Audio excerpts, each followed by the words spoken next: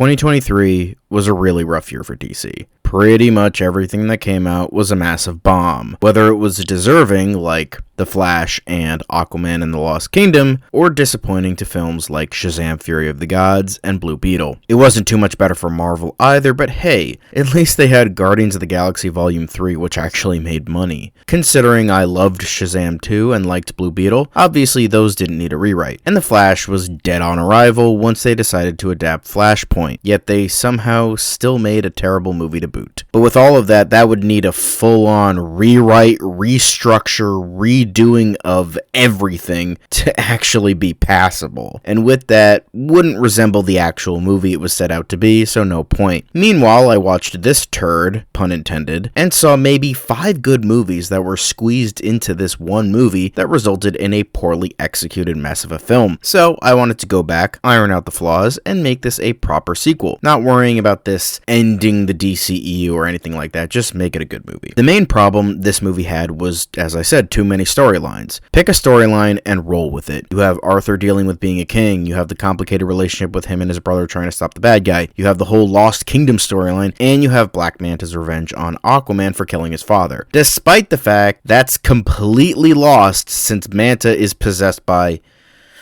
the Black Trident. Like, dude, seriously? Really? Black Trident? Come on now. You can make so many movies with the amount of plots here, and I'm going to stick with 2. Arthur struggling with being a king and Black Manta's revenge, because I felt those were the most interesting and the natural progression of Arthur's character. Let's break down both individually. First, the A-plot with Arthur's character. So, the film starts off kinda okay. 5 years after the first film, Arthur is king, he's married to Mara, and has a son with her, Arthur Jr., aka AJ, as well as Black Manta searching for Atlantean artifacts to help rebuild his suit. Now we start to diverge a bit. Arthur doesn't totally hate it as king. He has accepted his role with grace and is working hard to make it work. He's just not used to this sort of role. He wants to help people, he wants to be Aquaman, but he also has to be a dutiful king because he also needs to help Atlantis and their people. So he's conflicted with his role, especially when he has to answer to his Bureau of Elders or whatever the hell they were called. I don't want them to be necessarily a secondary antagonist, just a slightly antagonistic role in terms of some situations later on in the film, as well as bumping up their role a bit.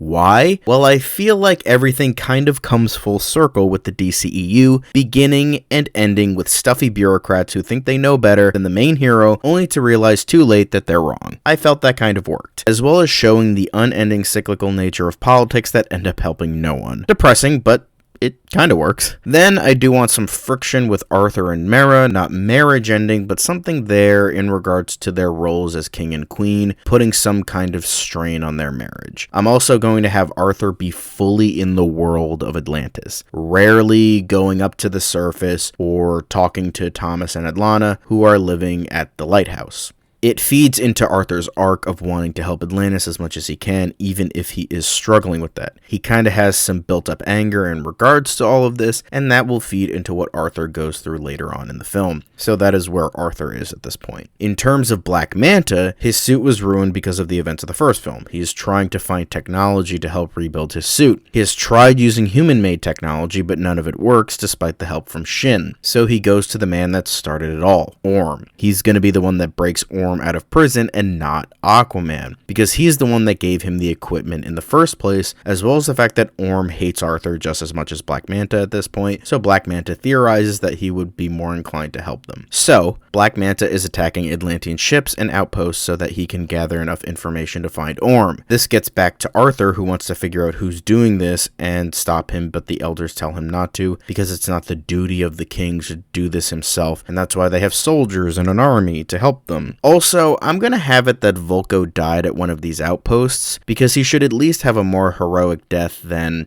oh, he died off screen because reasons. But this causes Arthur to want to help more and get a bit more pissed in the process. He tells the citizens of Atlantis that everything is under control and that nothing will harm their city, aka political mumbo jumbo that doesn't mean shit. They don't believe him and are feeling uneasy about this new menace. During one of these raids, Black Manta finds out where Orm is being held. Black Manta then travels there through some various means, along with his merry bout of terrorists, who I also want to mention gained powers from the artifacts that Black Manta found. They release Orm and they travel back to Atlantis. With some help from some King Orm sympathizers, they sneak into the city where Orm grants him the technology to help him rebuild his suit, which he does bigger and better. But then he kills Orm. Arthur finds out about this and fights Black Manta by himself. But thanks to him worrying about the destruction that it will cause to his fellow Atlanteans trying to save people and the such, Black Manta beats him down and escapes. That is essentially Act 1. Act 2, Part 1. It would involve Arthur trying to find out about Black Manta and what he's trying to plan, while Black Manta further tweaks his suit with the new technology. Arthur pretty much goes to everyone in his life trying to find answers on what to do, but finds that the elders are not helpful and they want him to help rebuild the city. Mera isn't helpful and they get into a big fight, and his advisors are not helpful. He is also angry about Orm's death. While they obviously were not close, he was still family and it felt like he failed him. He decides to go to his father for help. Thomas gives him some naturally fatherly advice on everything so far, as well as Atlana offering her side of things, mainly with how Atlantis's politics work and try to, navigate the elders and the advisors and all that. Arthur lets out his feelings on being king, which is more nuanced than what the actual film provides. How he understands his duty to his people, how he wants Atlantis to thrive, but at the cost of what he has known his whole life. How he feels like every time he does something right in terms of being a king, it still feels like he's making the wrong decisions. How he was promised that Atlantis needed more than a king. It needed a hero, like Aquaman, but he just feels like he's stuck. He understands that this life is different from what he had known up until this point, but it still feels wrong to him. Maybe like in an imposter syndrome sort of way. What I wanted to showcase here was not have Arthur feel like he's regressing as a character like what the actual film felt like. I wanted him to understand what he's doing, what his duty is, that he is a king. He chose this and wants to stick with it, but it feels like no matter what he does, nothing works. Typical frustrations that somewhat feeds into his arc. Atlana tells him that he has a lot of weight on his shoulders, and that only he can bring his kingdom where it needs to be, because he is more than a king. He just needs to realize that. He is a hero first and foremost, echoing what was told to him before. He eventually leaves and decides to blow off some steam and do what he knows best, saving people while also finding Manta's whereabouts, random acts of crime in the ocean and that kind of thing. Meanwhile, Black Manta and his new suit goes on a revenge path. He starts with killing Thomas and majorly injuring Atlana. Arthur eventually finds them and tries to help Atlana, but she warns him that Manta is going after Atlantis and that he needs to stop him. She then dies in his arms, but Arthur goes off to Atlantis. Act 2,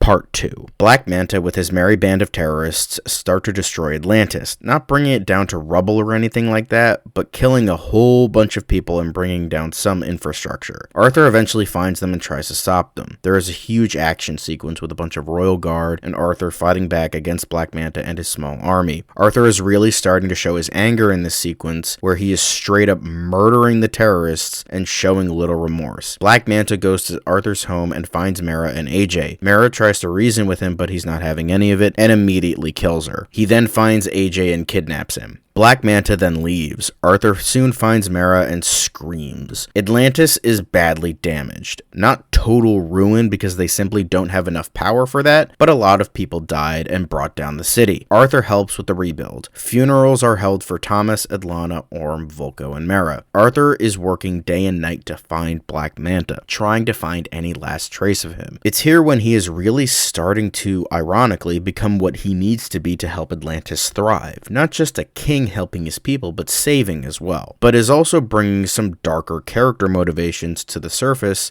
no pun intended, that makes it more shade of gray than, oh, he's just becoming better. He still has a way to go, but there are bits going on at this point of the movie that if he realized the good he can be and focus on that, then he'll be where he needs to be. There were a couple of terrorists that were taken prisoner, and Arthur interrogates them, and when they don't know anything or tell all the info they know, he kills them. Arthur is breaking down and pouring everything into his duties, trying to find Manta and AJ, believing he's still alive. He eventually finds Dr. Shin. He interrogates him with one of his royal royal guard, and he says that Black Manta has been hunkered down in a cavern off the coast of Greenland in a sunken submarine. Arthur contemplates killing him, but Shin convinces him that he needs him, and Arthur decides to let him live for now. Before they leave, the Bureau tells him not to go and that he needs to stay here. But Arthur doesn't think so. He needs to set an example of what happens when you mess with Atlantis, as well as being very personal. So he essentially tells them to go to hell and leaves. They then travel across the world to find Manta. During this expedition, he talks with the royal guard about his place as king and what should he do with Black Manta. The royal guard states that he should be brought in and locked away because in the end, we all deserve life in some way, shape, or form. Arthur remains silent. Finally,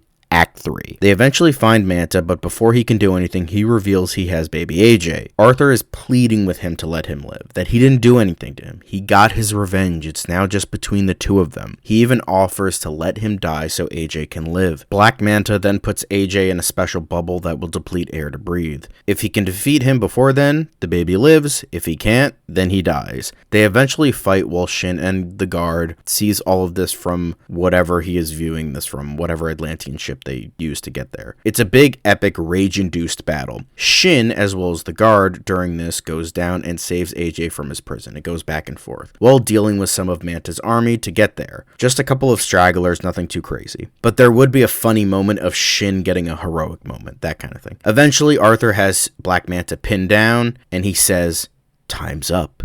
And he turns to see Shin with the baby. Black Manta, angry, then almost kills Shin and tries to kill AJ, but Arthur stops him. Meanwhile, the guard tends to Shin's wounds. Another battle ensues with the guard taking AJ and Shin away, and Aquaman against Black Manta once again. They break apart the submarine, and it leads to a fissure. Arthur is ready to kill him, and pushes him off the edge, with Black Manta holding on for dear life, trying to climb up. We then see Arthur flashback to the first film, with him letting Manta's father die. He then sees his son with the guard along with Shin, who is alive, safe and sound. Black Manta is screaming at him to kill him, how he took everything from him, and Arthur simply says no, and offers his hand anyway. Black Manta then says, "I'd rather die," and he lets himself fall.